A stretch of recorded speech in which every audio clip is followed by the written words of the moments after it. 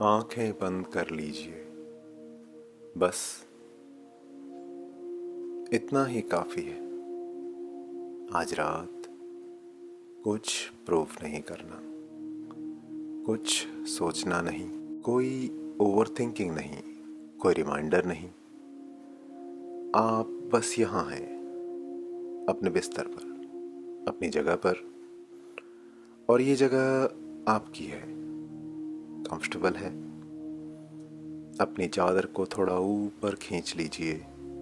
हाँ, बस ऐसे ही। एक लंबी सांस लीजिए, धीरे धीरे। जो थकान है आपके शरीर में वो बहुत पुरानी है, आज की नहीं, कई दिनों की, कई रातों की। आप जानते हैं यह फीलिंग, जब आंखें बंद करना चाहते हों पर दिमाग रुकता नहीं। जब शरीर कहता है बस, पर दिमाग जानता है कि अभी नहीं। पर आज रात कुछ अलग है। आज रात एक कहानी है। एक ऐसी कहानी जो दिल्ली की एक शांत गली में शुरू होती है और एक पहाड़ी नदी के किनारे जाकर ठहर जाती है। ठहर जाती है लेकिन बहती रहती है। वो आगे जाती है और जहाँ जाती है वहाँ से वापस आना आसान नहीं।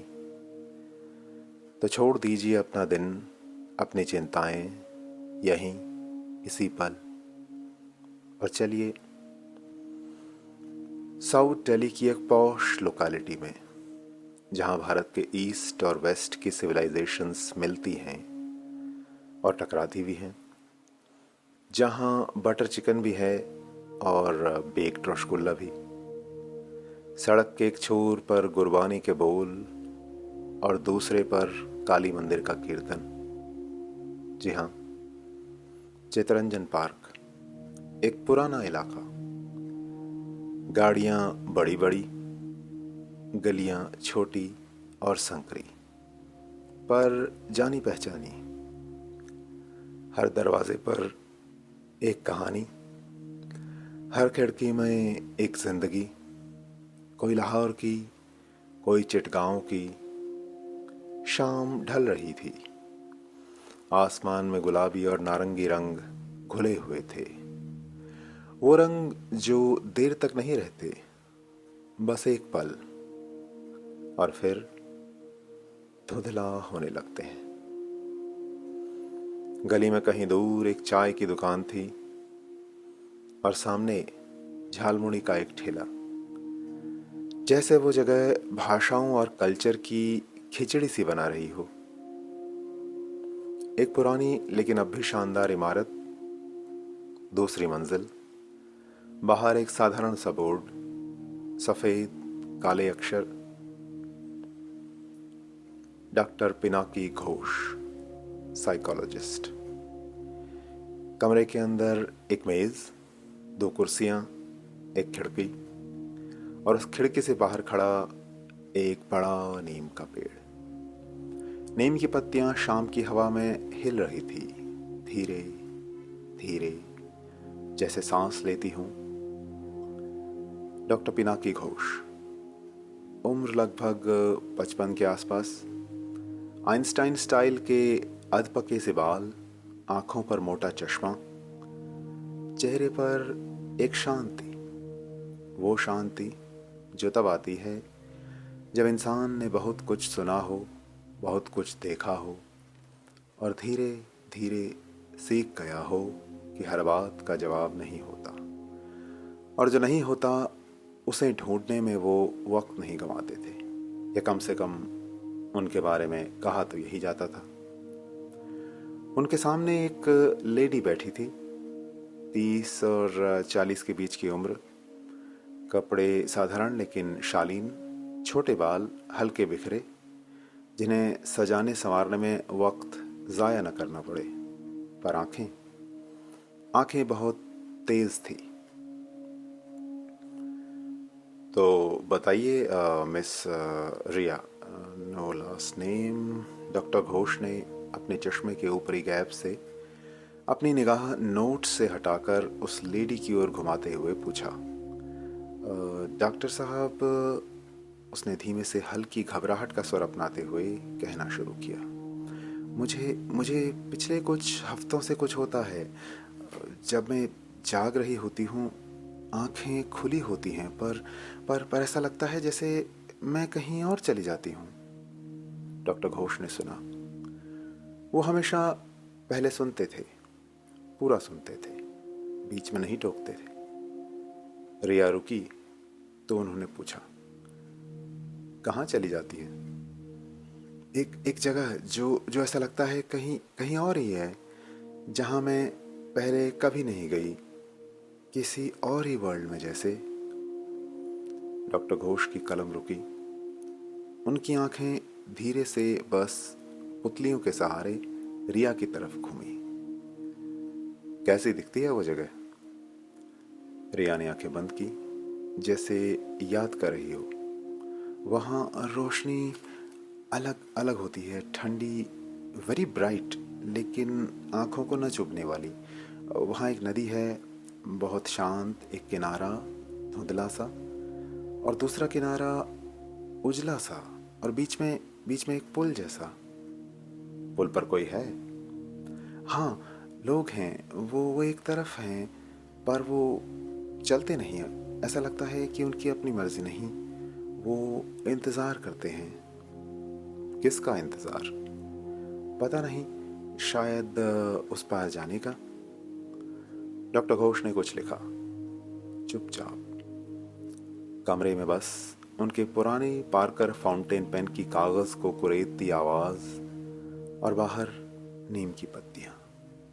रिया आगे बोली, उस नदी के पास एक इमारत है, बहुत पुरानी, जैसे जैसे किसी पुराने दरबार जैसी, और उसके अंदर एक किताब, बहुत बड़ी, उसमें नाम लिखे हैं। आपने बिना उस जगह फिजिकली गए वो किताब पढ़ भी डाली? डॉक्टर घोष ने माथा सिकोड़ते हुए पूछा। नहीं, पर मुझे लगा उसमें मेरा नाम भी है। एक लंबी चुप्पी। डॉक्टर घोष ने कलम रखी। आपने यह सब पहले कहाँ पढ़ा था?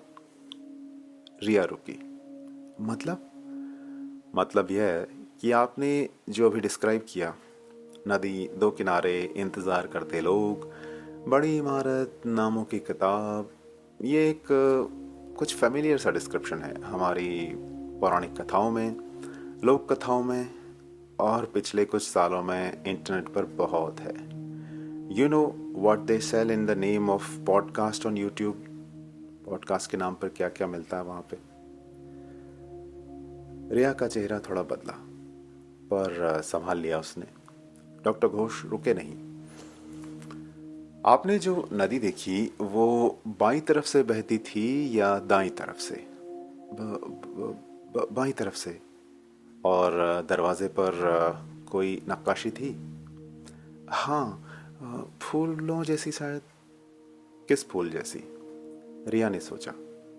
उसकी आंखों की पुतलियां सेकंड भर के लिए कमरे की छत की तरफ घूमी।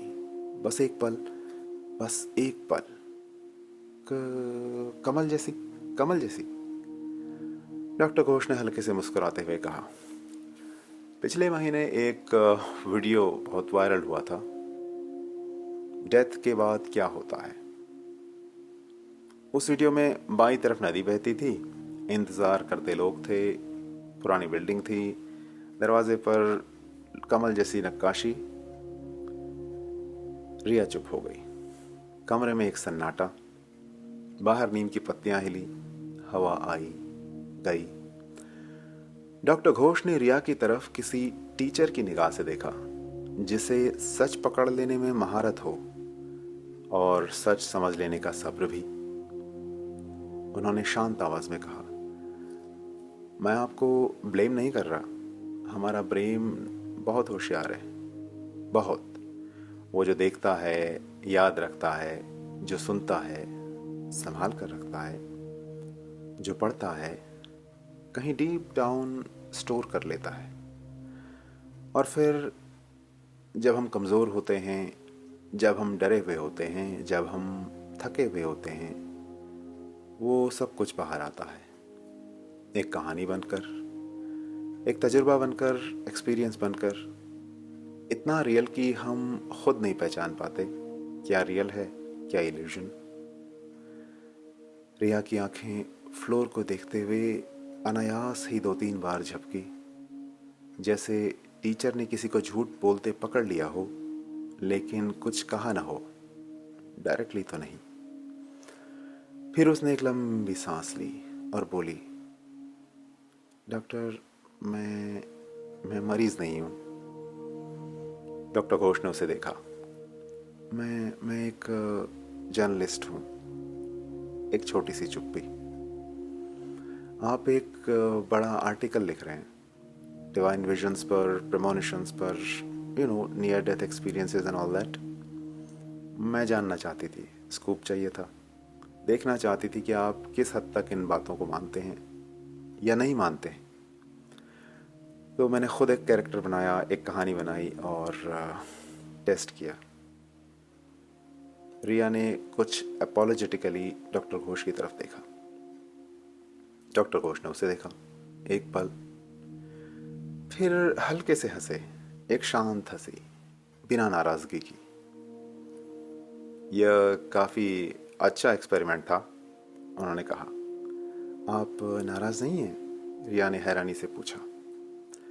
नहीं, आपने वही किया जो एक अच्छे जर्नलिस्ट को करना चाहिए, शायद एक साइंटिस्ट को भी। इन्वेस्टिगेट करना, वेरीफाई करना, टेस्ट करना, अज्यूम नहीं करना। रिया ने राहत की सांस ली। तो आपका जवाब क्या है? आप इन बातों को, प्रेमोनिशंस को, विजन्स को पूरी तरह से डिसमिस करते हैं? एक लंबा पल। डॉक्टर घोष उठे, खिड़की के पास गए। उन्होंने अपनी शर्ट की जेब से एक सिगरेट निकाली। रिया उस शाम को उनकी लिस्ट में आखिरी नाम था और चूंकि वो पेशेंट नहीं थी, वो अब ऑफिशियली ऑफ ड्यूटी थे। रिया की तरफ देखकर उन्होंने पैकेट बढ़ाया, लेकिन उसने मना कर दिया। उसके च्युइंगम चबाने को देखकर डॉक्टर समझ गए कि वह शायद क्विट करने की कोशिश कर रही हो। एक गहरा कश लेते हुए उन्होंने बाहर देखा, नीम के पेड़ की तरफ। पत्तियां हवा में थी, धीरे, बहुत धीरे। उन्होंने धीमे से कहा, जो आप जानने आई हैं उसका जवाब मेरे पास भी पूरा नहीं है। रिया ने नोट्स बनाने के लिए अपना टैबलेट उठाया। डॉक्टर घोष ने पलट कर देखा। पर अगर आप मेरा कमेंट चाहती ही हैं तो मैं एक वाकया बयान कर सकता हूँ जो मेरे साथ बीता कुछ अरसा पहले। Of course doctor, anything. Doctor Ghosh खिड़की से वापस आए, कुर्सी पर बैठे, एक पल चुप रहे, जैसे शब्द ढूंढ रहे हों या शायद याद कर रहे हों उस पल को जो जाना नहीं चाहता। और फिर सिगरेट बुझाते हुए उन्होंने शुरू किया। कुछ साल पहले की बात है। मैं पहाड़ की तरफ गया था, उत्तराखंड, आदि कैलाश साइड, अकेला। एक्चुअली काफ़ी टाइम से प्लान था।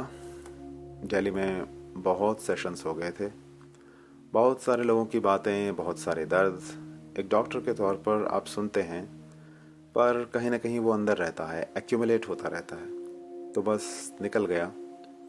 उस दिन पहाड़ में कोई प्लान नहीं, कोई आइटिनरी नहीं, कोई केस डायरी नहीं।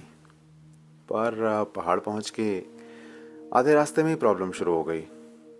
शायद मेरे फेफड़े साफ हवा के आदी नहीं थे, ह्यूमिडिटी भी थी, और ऑनेस्टली मैंने जितना रेस्ट करना चाहिए था, जितना हाइड्रेट करना चाहिए था, उतना नहीं किया। सांस लेने में थोड़ी तकलीफ होने लगी।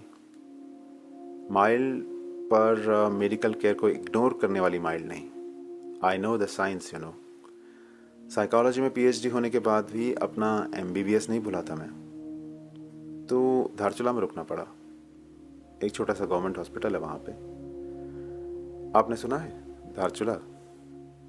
उत्तराखंड का एक छोटा सा टाउन, महाकाली नदी के किनारे, Indo Nepal Tibet try border पर। और नदी के किनारे उस पार है नेपाल, पूरब की तरफ। वहां भी एक टाउन है, सेम नाम, बस स्पेलिंग थोड़ी अलग, Dharchula. The same culture, same लोग, सेम सरनेम्स, सेम फेसेस। एक बॉर्डर जो मैप पर तो इंटरनेशनल है, लेकिन ज़मीन पर बस एक नदी। ऐसा लगता है जैसे उफनती हुई महाकाली नदी ने एक ही परिवार के दो भाइयों के बीच, बल्कि दो जुड़वा भाइयों के बीच घर का बंटवारा कर दिया हो और आंगन में खींच दी हो एक लकीर। ये बात मुझे उस वक्त ज़्यादा इंटरेस्टिंग नहीं लगी। Geographically curious, yes, but that's all. खैर, हॉस्पिटल में एडमिट हुआ, आईवी लगी, रेस्ट करने को कहा। मैं रेस्ट कर रहा था वहीं। बाहर बारिश हो रही थी, पहाड़ी बारिश जो रुकती नहीं जल्दी। एक रिदम होती है उसमें, छत पर टप टप टप। और दूर से महाकाली की आवाज़, नदी जो शाम और रात को और साफ सुनाई देती है। मैं लेटा था, टायर्ड था, शायद आधी नींद या आधी थकान वाली बेहोशी में था। और तभी बाहर से आवाज़ें आई। कॉरिडोर में कई लोग, हिंदी, कुमाऊनी, नेपाली, सब मिक्स्ड। और एक नाम बार बार, नारायण दा, नारायण दा मैं यही हूँ, आप घबराइए मत, नारायण दा मैं यही हूँ। दा बाय द वे वहाँ यही बोलते हैं बड़े भाई को, हम बंगालियों जैसे ही। एक बूढ़े मरीज को लाया गया, 75 साल के आसपास होगा उम्र, सफ़ेद बाल, छोटी आंखें, किसी ज़माने का कसा हुआ पहाड़ी चेहरा, लेकिन अब झुर्रियों में छुपा हुआ। फिजिकली कोई ऑब्वियस इंजरी नहीं दिखाई दी मुझे, कोई फ्रैक्चर नहीं दिखा, कोई ब्लीडिंग नहीं दिखी, पर वो कांप रहे थे बहुत, और उनकी आंखें खुली थी। पर वो उस कमरे, उस हॉस्पिटल वार्ड में जैसे वो वहाँ थे ही नहीं। कहाँ थे पता नहीं। उनके साथ एक यंगर आदमी था, वेल उनके कंपैरिजन में यंगर, वैसे तो कोई 50 साल तक का होगा, शायद भाई था या कज़न या कोई दोस्त। घबराया हुआ। मुझे याद आया कि पहाड़ों में जवान लोग रह कहाँ गए हैं। एक सीनियर सिटीजन बीमार हुआ तो दूसरे ने अस्पताल लाना पड़ता है। बहरहाल उसने, शायद उनके भाई ने ही, उनका हाथ पकड़ा। दा मैं यहाँ हूँ, मैं यहीं हूँ, आप घबराओ मत। कोई रिस्पॉन्स नहीं, बस वो कांप रहे थे, वो ट्रेमलिंग, ब्रीदिंग इरेगुलर थी। मैं अपने बेड से देख रहा था और तभी एक नर्स मेरे पास से गुजरी। मैंने उसे रोका। क्या हुआ उन्हें? उसने 1 सेकंड रुककर कहा, धीमे, जैसे ज़्यादा लोगों को नहीं सुनानी थी बात। सर वो घर पर ऐसे ही मिले थे, कुछ दौरा सा पड़ा था शायद, और फिर बेहोश। और वो रुकी। और मैंने पूछा, I am a doctor you know, आप बता सकती हैं। उसे रीएश्योर करते हुए मैंने कहा, जब इन्हें लाए थे सर उस वक्त पल्स नहीं थी इनकी। 2 मिनट, ऑलमोस्ट 3 मिनट लग गए हमको पल्स ढूंढने में। मैंने उसे देखा, वो आगे चली गई थी। अब एक एमबीबीएस टर्न साइकोलॉजिस्ट के तौर पर मेरा दिमाग ऑटोमेटिकली 2 ट्रैक पर चलने लगा। पहला ट्रैक फिजियोलॉजिकल, क्लिनिकल, शायद कार्डियक एपिसोड था, brief clinical death, may be brain को कुछ मिनट्स के लिए ऑक्सीजन ना मिली हो, इसलिए हेलुसिनेशन, विजन्स दिखना। लॉजिकली डायग्नोसिस वही लगती थी, डॉक्यूमेंटेड, एक्सप्लेन्ड, केस क्लोज्ड।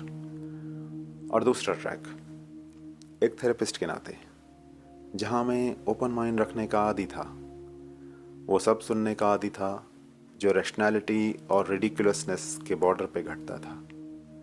उस नाते बस एक झिझक थी मेरे दिमाग में, क्लिनिकल डायग्नोसिस के against, a moment of hesitation you know, जो ट्रेंड माइंड में भी आती है, जिसे हम क्विकली डिसमिस कर देते हैं।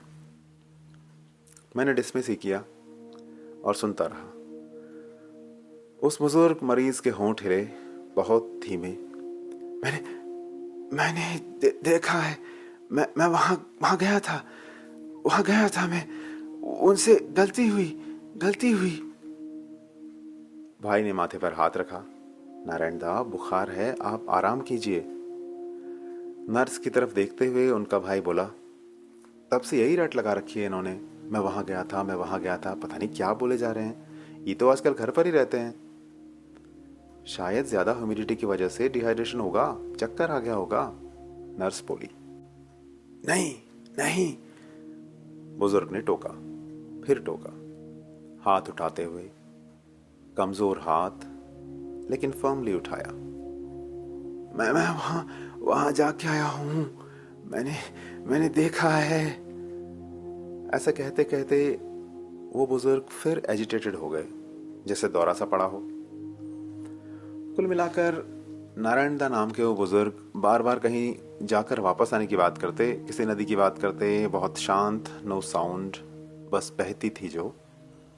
जबकि घर वालों का कहना था कि इस उम्र में उनका यहाँ महाकाली नदी के किनारे जाना तो कब से बंद था।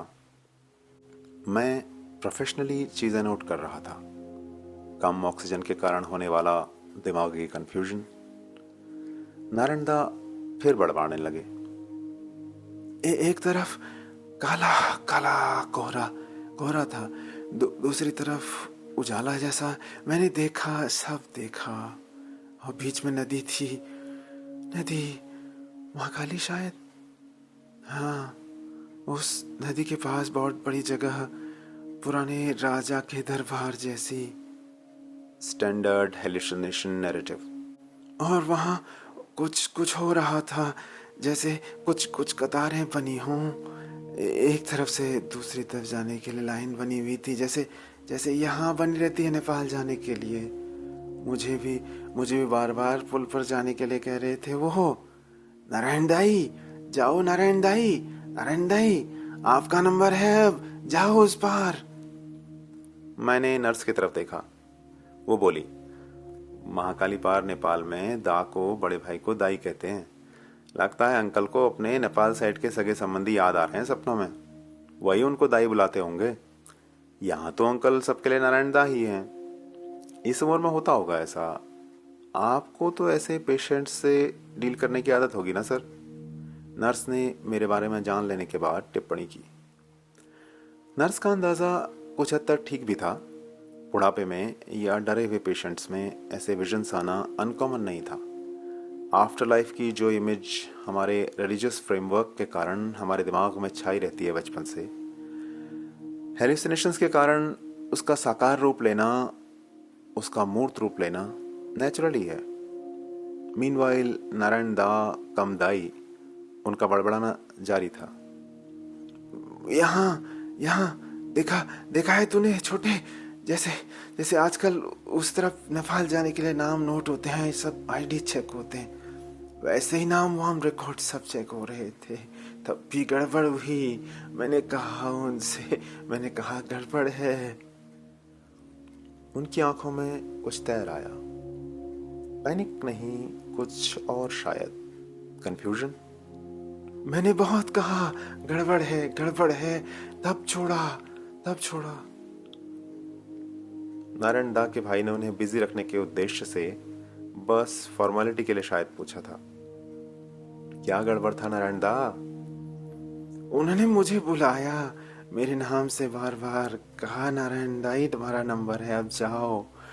पर मुझे लगा वो मैं नहीं हूं जिसे वो बुला रहे हैं।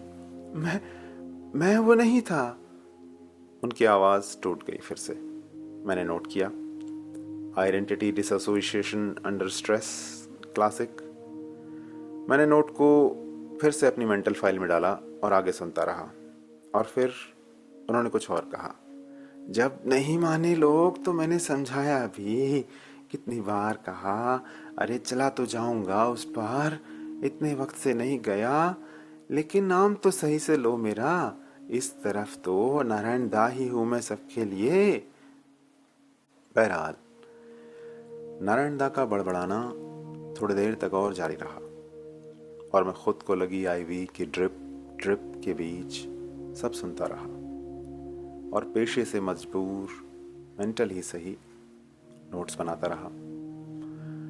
नारायण दा को धीरे धीरे दवाई दी गई, सांस ठीक हुई, शरीर शांत हुआ। भाई उनके पास बैठा रहा और थोड़ी देर में उनकी आंखें कुछ स्थिर से हुई।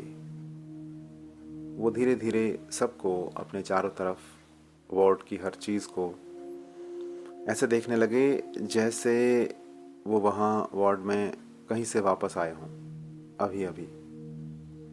उन्होंने अपने भाई को देखा। तू यही है ना छोटे? तू ही है ना? हाँ दा, यही हूँ, मैं ही हूँ। नारायण दा ने आंखें बंद की। ठीक है, ठीक है, बस इतना। धीरे धीरे वो सो गए, एक शांत नींद जो शायद बहुत देर के कन्फ्यूजन के बाद आई थी। मेरी आईवी ड्रिप भी पूरी हो चुकी थी। छुट्टी का वक्त आया। नर्स बोली, थोड़ा आराम कीजिएगा सर, यहाँ नदी के किनारे के टाउन में ह्यूमिडिटी थोड़ा ज़्यादा रहती है, गर्मी भी है, पानी पीते रहिएगा। ऊपर आदि कैलाश साइड के लिए तो 1-2 दिन एक्लेमेटाइज होने के बाद ही जाइएगा। आईवी निकाली गई। मैंने कपड़े पहने। जाने से पहले एक नज़र नारायण दा पर। सो रहे थे। चेहरे पर वो शांति जो शायद घंटों पहले नहीं थी। मैं मुड़ा और सरकारी अस्पताल के जनरल वार्ड से, एकमात्र वार्ड से बाहर निकला। बाहर बारिश रुक गई थी। आसमान अभी भी बादलों से ढका था, पर कहीं कहीं से एक पतली सी रोशनी की लकीर दिखाई दे रही थी। हवा में ठंडक थी और वो महक गीली मिट्टी की, पत्थर की और उस जंगली फूल की जिसका नाम नहीं। मैंने एक गहरी सांस ली। पहाड़ की हवा साफ, जो शायद सिगरेट और हाई AQI के भंवर में फंसे मेरे फेफड़े रिजेक्ट कर रहे थे। तभी अस्पताल के कंपाउंड के गेट पर एक हलचल हुई। एक एम्बुलेंस भीतर दाखिल हुई। उसमें बीमार को इमरजेंसी वार्ड तक पहुंचाने की जल्दी नहीं थी। वो धीमे से आकर कंपाउंड में पार्क हुई, किसी खामोशी के साथ। उतरते लोगों के सर की नेपाली टोपी बता रही थी कि पेशेंट महाकाली पार्क का है। धारचूला के और भी सीमित सरकारी अस्पताल से मरीजों को धारचूला हेल्थ सेंटर में रेफर करना आम बात है, नर्स ने बताया था। एम्बुलेंस से उतरने वालों में शायद कोई सीरियस था, या सीरियस से ज़्यादा चेहरों पर वो भाव था जो तब होता है जब कोई बुरी खबर या बुरी खबर का अंदेशा साथ लेकर आया हो। शांत, भारी। अस्पताल के स्टाफ बाहर आया। धीमी बातें, नेपाली, हिंदी, कुमाऊनी, सब मिला हुआ। मैं पास खड़ा था, पर दूर भी। लैंग्वेज की लिमिटेशन के चलते मैंने सब कुछ नहीं समझा, पर कुछ शब्द उस तरफ से, धारचूला से।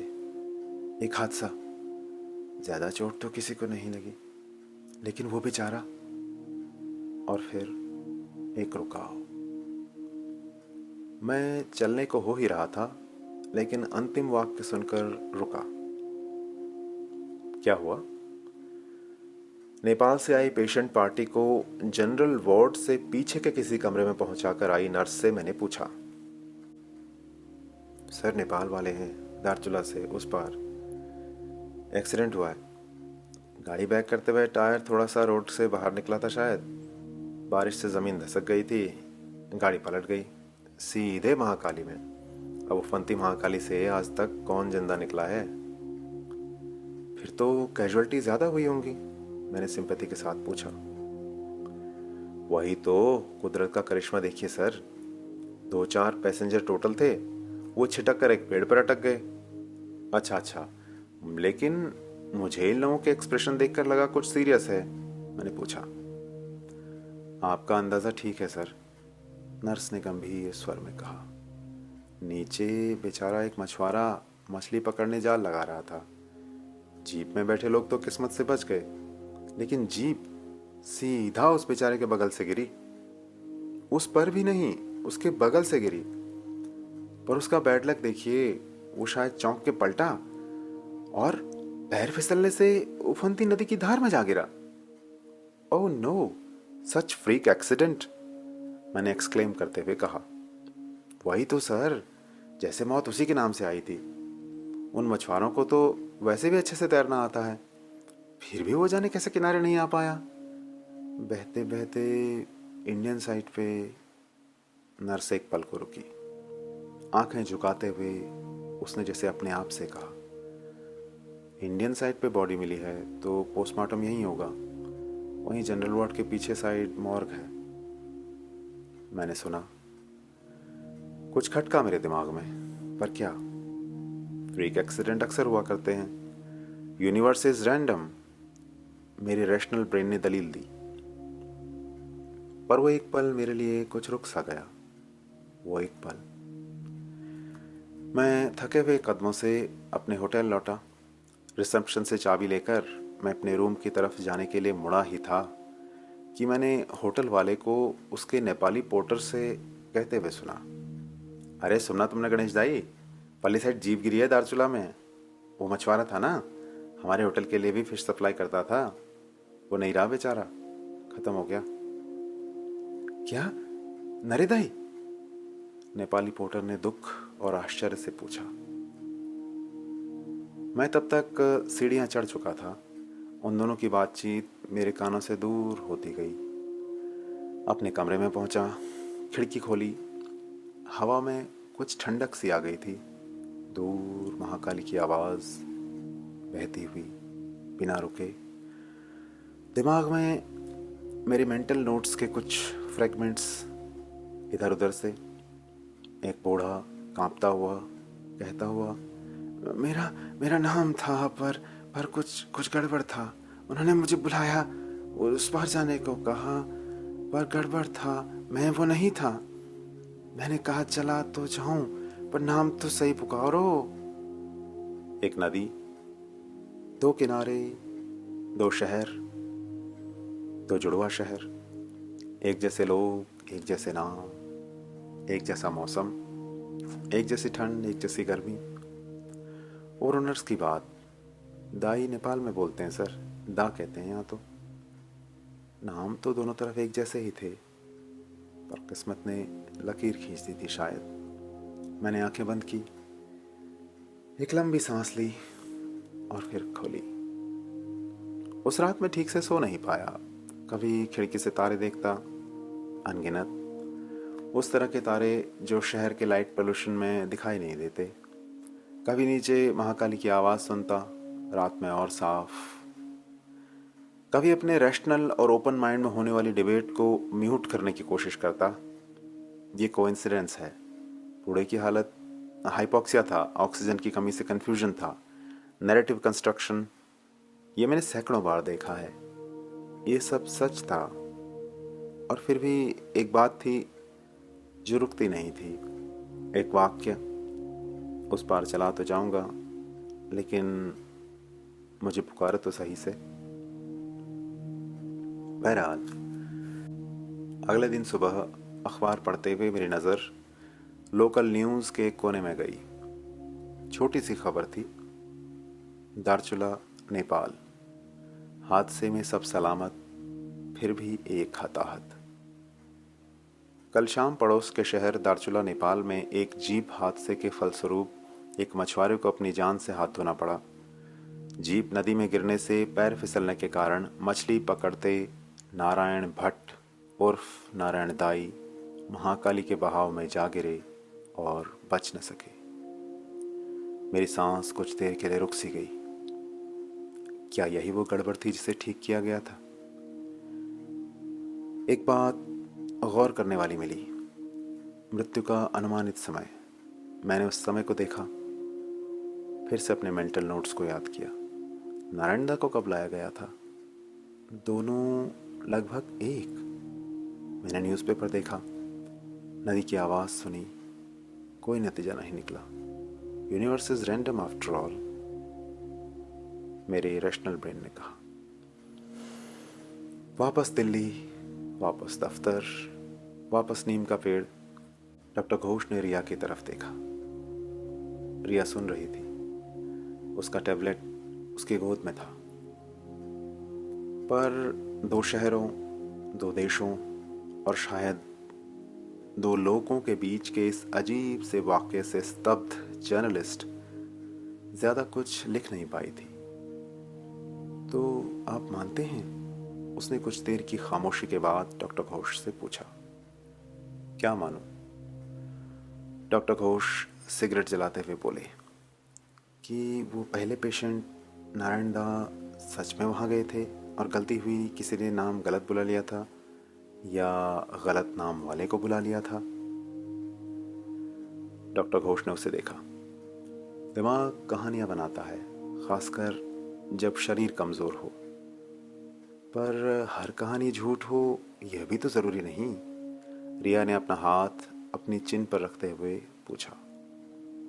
हो सकता है, लेकिन अगर ऐसा है तो एक बात साफ है। डॉक्टर घोष की आवाज़ और धीमी हुई। गलती, वो एक पल को रुके, सिर्फ इंसान से नहीं होती। खिड़की से हवा आई, नीम की पत्तियां हिली, कमरे में खामोशी।